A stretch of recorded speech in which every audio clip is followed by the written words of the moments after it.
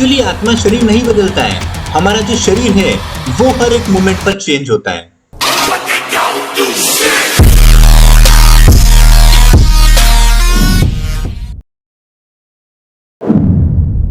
वासांसि जीर्णानि यथा विहाय नवानि गृह्णाति नरोपराणि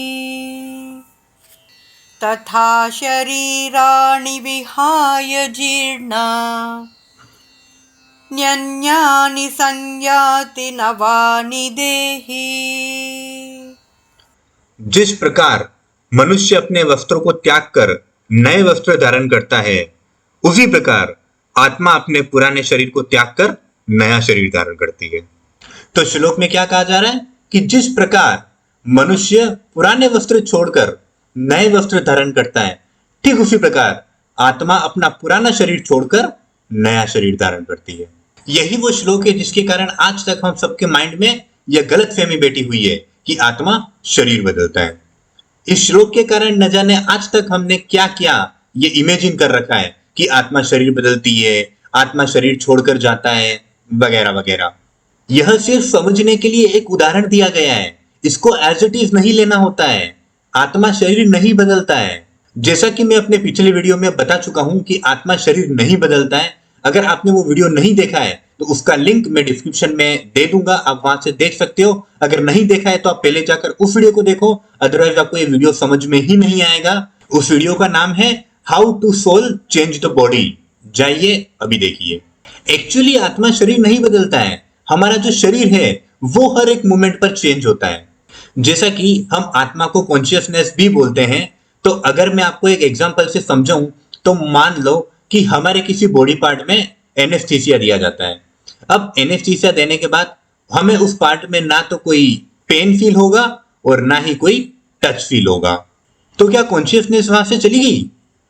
और अगर मान लो थोड़ी सी देर के बाद उस इंजेक्शन का जो असर है वो खत्म हो जाता है और फिर से हमें जो टच और पेन है वो महसूस होना स्टार्ट हो जाएगा, तो क्या वहां पे आत्मा वापस आ जाती है? क्या कॉन्शियसनेस वापस आ जाती है? अगर कोई इंसान बेहोश हो जाता है तो उसकी पूरी बॉडी में कोई भी सेंसेशंस काम नहीं करती है, उसकी पूरी बॉडी एक मुर्दे की तरह हो जाती है, उसकी बॉडी किसी भी एक्शन का रिएक्शन नहीं देती है। तो क्या उस टाइम पे उसकी बॉडी में आत्मा बाहर घूमने के लिए निकल जाती है और वापस जब से वो होश में आता है तो क्या आत्मा वापस उसके शरीर में आ जाती है?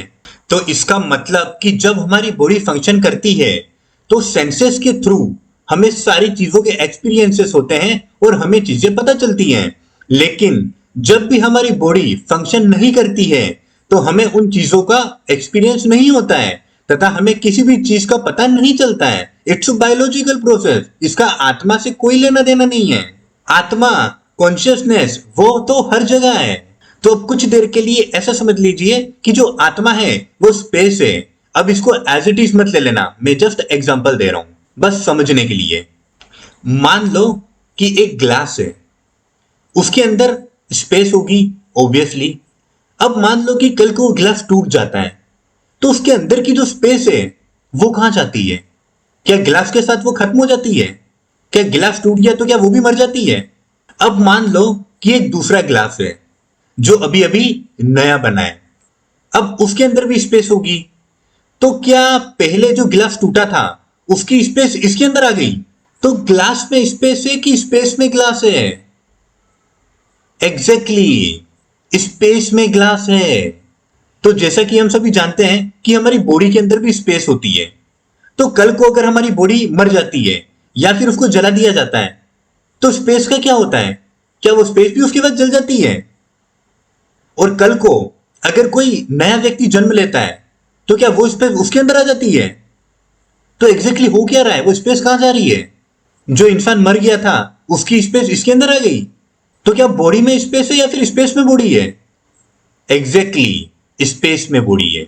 इसका मतलब कि स्पेस तो हर जगह है, बस हमारी बॉडी उसके कांटेक्ट में रहती है, लेकिन हमें लगता है कि हमारी बॉडी में स्पेस है। ठीक उसी प्रकार आत्मा तो हर जगह है, बस हमारी बॉडी एवरी टाइम आत्मा के कांटेक्ट में रहती है और हमें ऐसा लगता है कि हमारी बॉडी में आत्मा है।